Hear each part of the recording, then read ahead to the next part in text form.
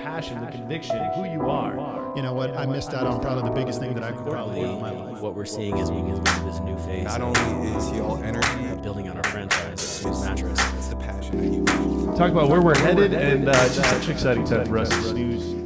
Hey, welcome to another episode of Dream Makers Podcast. If you don't snooze, you lose, where we get to talk to industry leaders, people that are passionate about sleep and pursuing dreams, and obviously facilitating dreams for others. And I got a gentleman here that has a storied career in this industry, has an incredible reputation of being a force for good as it relates to building businesses.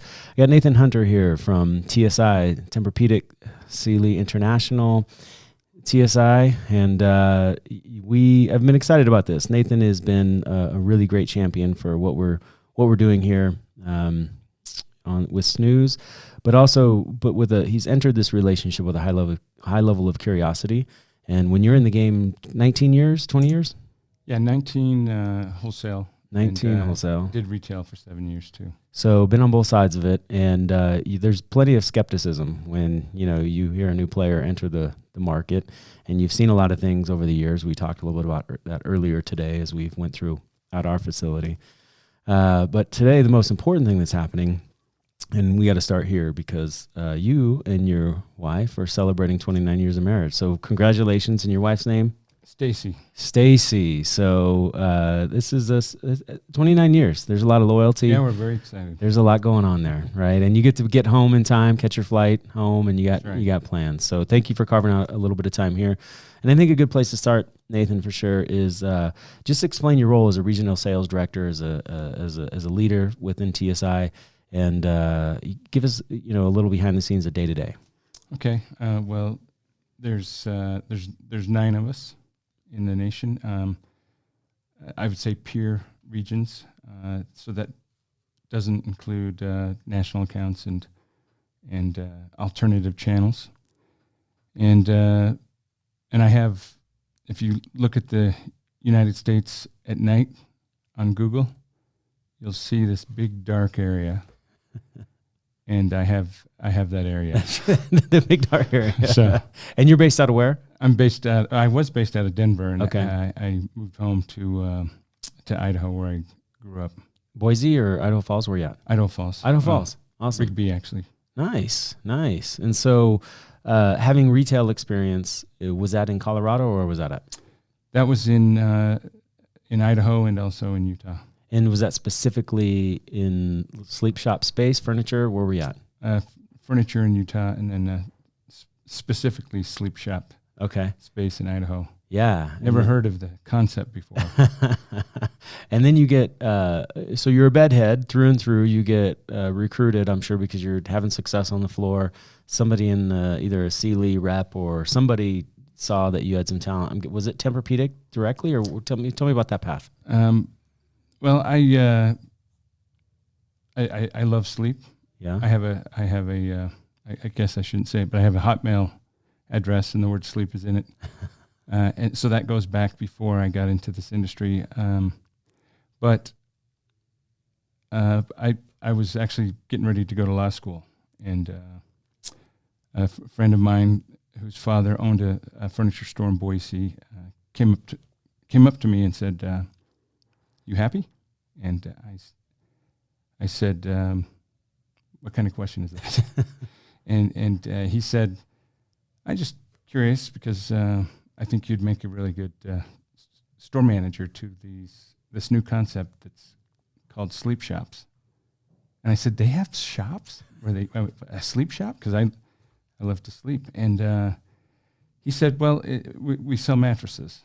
And he told me about this chain called Mattress Firm that had I think 60 locations at the time. And I was getting ready to take the LSAT, and I said, "I'm okay." And he says, "Well, if you change your mind, give me a call." And I had a friend another fellow student who was in law school, and he dropped out after his first year, and we were pretty close, and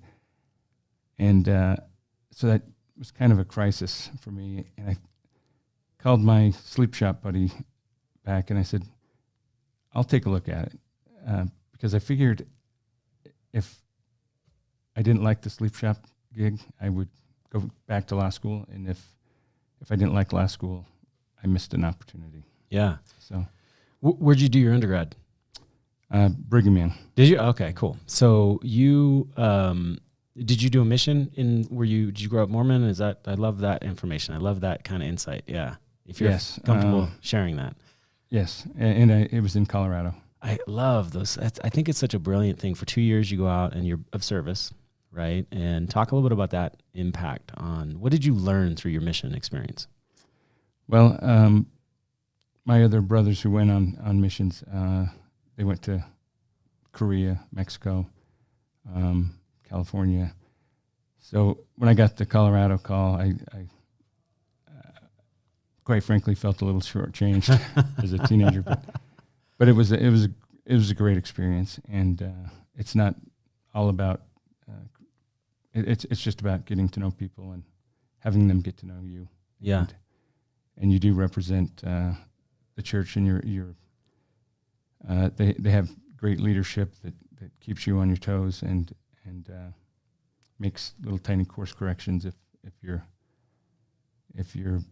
being a teenager. Yeah. So, but let's talk about give me because obviously you have to overcome. I mean, you're cold calling and part of the mission is going out there and spreading the word of the church and really trying to introduce people to the teachings of Jesus Christ and all those philosophies, which I think is a beautiful thing. But there is very much so. I mean, you have to live, pretty like a very minimalist life. There's a heavy amount of routine, right? And then there are things of service that you're doing, but you're also knocking on doors, trying to meet, engage in conversation with strangers and trying to get them interested in these teachings and these lessons. And there's a lot of no's, right? You get a lot of doors shut on you. And so I find that what incredible training just on resilience, right? And so how have you, I guess, what lessons have you learned maybe in that space that's helped you, create success in your professional life? Well, there's different levels of leadership. We had 200 missionaries that would report, like a district of 6 would report to a zone leader, and then the zone leader would report to another higher calling, and then it would be to the president of the mission, who was an older man that had retired, and his wife was there, and actually had 2 of those, and it wasn't all about trying to spread the word. It was about doing volunteer work as well, and assisting where we could if there was a tragedy or a storm that affected people's lives or damaged their homes. But it was very minimalist, as you said. Yeah. Sorry. I love that. I love those. I just think it's such an incredible experience at that age because, I know how my mind operated at that time and how to connect you with something more bigger than yourself, right? There's a big ego check that you probably have to go through that I think's good for young people for sure. Yeah, you're in a even though it was Colorado, I felt like it was the first time away from home, and yeah, and it was kind of foreign, but you still do things that any 19-year-old would do at that time. They call them out at 18 now. Yeah, I was. You said something earlier today I found fascinating too, and I appreciate you sharing that and being vulnerable about that part of you. And I love that. It helps me understand you a little bit differently now. I think of today. I found it fascinating because you said you love sleep, and like, okay, well, yeah, I love to sleep too, but like, no, you really at an early age love sleep. Tell me, you shared a story about an educator, a psychologist that came into school and introduced you to understanding your dreams or something like that. I thought that was fascinating. Yeah, it was a psychologist, local psychologist came into the high school, and it was just general psychology, and he had shared if you wanted to understand your dreams more, to when you have them, if you wake up, just write a note down on a pad, a paper, and then you'll be more likely to remember them when you wake up totally in the morning. And at first, it didn't really work. I just wrote nonsense on the pad, but I actually stuck with it for about a year and a half, and it became pretty remarkable. And I've been fascinated with sleep ever since then. I reached a point where I could, and I can still do it. I'm still conscious when I'm going into REM, and it's only for probably a fraction of a second, but it feels like Elysium. I mean, it just feels, because it's the beginning of a dream, and you just let yourself fall into it. Yeah. And the other thing that I didn't think that would come from that was if you wake up from a dream and you have to, say, use the bathroom or something, you can fall back into that dream, and you would think, well, you could control everything then in the dream, but you can't. It's still random. Yeah. So that's fascinating. A year and a half documenting this, right, every morning, and obviously you developed a skill of consciously that fusion between conscious and subconscious mind. It sounds like, and in that space, there's a freedom and there's an experience there that most people don't have the skill to capture, and that's pretty profound when you think about that. And how does that serve you in your work? Like, I mean, obviously, Tempur-Pedic is TSI. You guys are just dominant force in the industry around introducing technology that it really comes from extensive research, right? And so here you work with not only people who are passionate about, the power of sleep and what that can create in other people's lives, but also researching sleep. And so, you have all these different components of seeing the industry in a very different light. And I'm curious how that, experience has shaped, your work. I think it's shaped it quite a bit because there's a lot of products out there and everybody's trying to make a buck. But what's amazing about Tempur-Sealy and Tempur-Pedic in particular is they're making the real deal. I had an opportunity to live in North Carolina for a little while, and their motto for this state flag or just on the Great Seal of North Carolina was Esse Quam Videre, and that means to be rather than to seem. And that was very profound to me. And I think Tempur-Sealy is one of those companies that truly believes in what it's building, and the product that it makes is designed to give you life-changing sleep. So it's not about the 8 hours that you get when you rest at night. It's how great those 8 hours impact the other 16 during the day. Yeah. No, I love that. And it's I always, there's people that get into this industry because there's money to be made in this industry. There's but more importantly, I think there's an impact to be made, right? There's definitely a lack of knowledge and a lack of understanding of the connection between, sleep and everything from digestion to energy to, clarity of mind to, you name it. There's nothing more powerful on the human experience than quality sleep. And for you to be so deeply connected to that from an experience when you were in high school, I think that when the psychologist came in, and then put that into practice and then carry that with you, especially with somebody that clearly had the ability to choose whatever profession they went into, right? You could have, like you said, I had no doubt if you chose to be a lawyer, you'd be a lawyer. If you wanted to be a physician, you could have been a physician. But yet there was something about this space that was deeply connected to your purpose. And so you obviously could call your shot and work with any organization out there with the skill set that you have.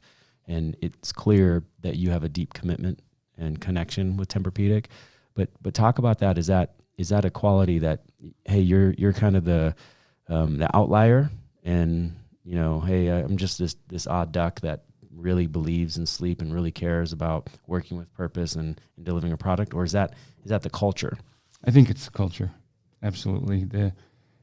If you come as an outlier, you will walk away as being part of the Tempur-Pedic culture. Yeah. Yeah, you guys have been so great. As from our perspective on the other side of it, you have been so responsive and supportive and innovative, not only in your products, because you very much are connected to the end user, but you really support your retailers, right? I mean, the relationship that we have, at Snooze with TSI has been profound, and there's such a mutual energy, and there's excitement and enthusiasm about the impact we want to make. But it really is, at the end, it's centered around sleep and the impact that sleep can make. So I think that I've been really thankful in how you've prepared and supported us. But I want to share one story that I know about you that you probably don't know that I know. Oh boy. And it really speaks to the type of human you are. So Jay, our rep, under your, leadership, had a challenge at a meeting. We had a big meeting, Snooze team, your team, and he had a moment where he just, had to excuse himself and take some moment to kind of compose himself. And he's communicated to us on a number of times, hey, I felt like I could have performed better for you in that moment. And we love the guy. The guy performs for us at every moment. And that was a moment that was a little bit different and outside of his normal workflow. Mm-hmm. And he removed himself from that situation. He felt really bad about not being a part of that experience, that meeting. But later on, I was talking with him, and we were just talking about it. And he apologized, and I said, "There's no need to apologize. I'm really thankful for who you are and how you support us, and the relationship we're building." And he talked about, and I said, "But I'm more concerned. Were you okay with with your team? Was Jim okay? Was Nate okay? Was Sammy okay? Like, how are you with them? How'd they respond?" And he goes, "Well, if I'll tell you anything about Nathan, he sat with me for an hour and a half. He didn't say anything. He just sat with me. And he was just there with me, being present, and I felt deeply supported." And when I think of, leaders, we can say a lot of things, but it's really much more caught than taught, or the saying that has inspired you, right? I think that really is a beautiful homage to the type of leader you are, why we work so well together. It meant the world to Jay, and it meant the world to us, because we want Jay to feel authentically supported, right? So I appreciate that and want to honor you, and I know that you didn't know that was coming, but that was a special story. Well, he's a special person, and I do remember saying there can't be a better retailer to help you work through that, because you tend to take people out of their comfort zones in a comfortable way. Yeah. So well, thanks for that, and I appreciate you you being open to this experience. And so yeah, I'm out of my comfort zone. You are, right? But I appreciate you jumping in and trusting us through that. And what I would say as we wrap up, if you were going to give one piece of insight to maybe a potential franchisee, maybe to a potential retailer or somebody new in the industry around, the impact or the responsibility they may have, if you have some skill or insight that may help them along their journey, what may that be? For a retailer, Yeah. or I guess anybody getting in, I think it's not a sprint; it's a marathon, and I think that the industry is properly adjusting to building their business around the consumer instead of having the consumer on their terms, and I think that's a good thing. It's ironic that sleep is about relieving pressure, and yet for the last couple decades, aside from used car sales, that's probably where the most pressure was placed on a consumer, and sleep was lost. So I think no matter what profession you're in or what product you're selling if you focus on being a good person and you try to represent who you work for in the right way and get the best value of product to the consumer that they can afford, and educate them that you'll win. When it comes down to customer service, honesty, integrity, those should be what measure your success, and ultimately sell more products versus just having the best deal. That's it. So I appreciate that, and that there's wise words there for sure. So Nathan, Mr. Hunter, big deal, big showtime, RSD from TSI. Appreciate the time, man. We're looking forward to, as Matt would say, it's only just begun, right? And right. Thank you for being a part of this and supporting us. And I know our franchisees and future franchisees have a champion in you. So appreciate your time, buddy. All right. Thank you. Thanks for your business.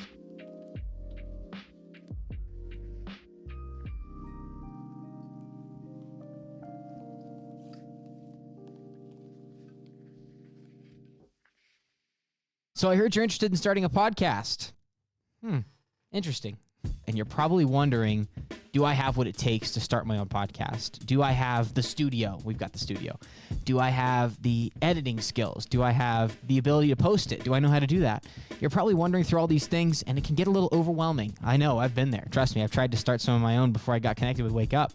And I know that that's tough, especially when you're trying to run your business. You're trying to be in your business. Well, I'm here to tell you, with my help, it'll be a breeze. Hey, I'm Ben Kaysen, the podcast director from Wake Up Pueblo. You may have seen us on the Discovery Channel. We were a part of Undercover Billionaire with Grant Cardone. And if there's one thing we learned from Grant Cardone when he was here, it's that if you want to be heard, you need to put yourself out there to be listened to. Hello and welcome to Wake Up Podcasting. I'm Ben Kaysen here at Cardone Capital, enjoying the awesome studio. Thank you for joining us. Me and the 10X crew, we want to make sure that you have a successful podcast series within your budget. Don't worry about the editing software or the equipment. I got you covered. Just bring your guests and what you want to talk about, and we'll handle the rest. This is Ben Kaysen. That's a wrap. If you want to work with me, give me a call.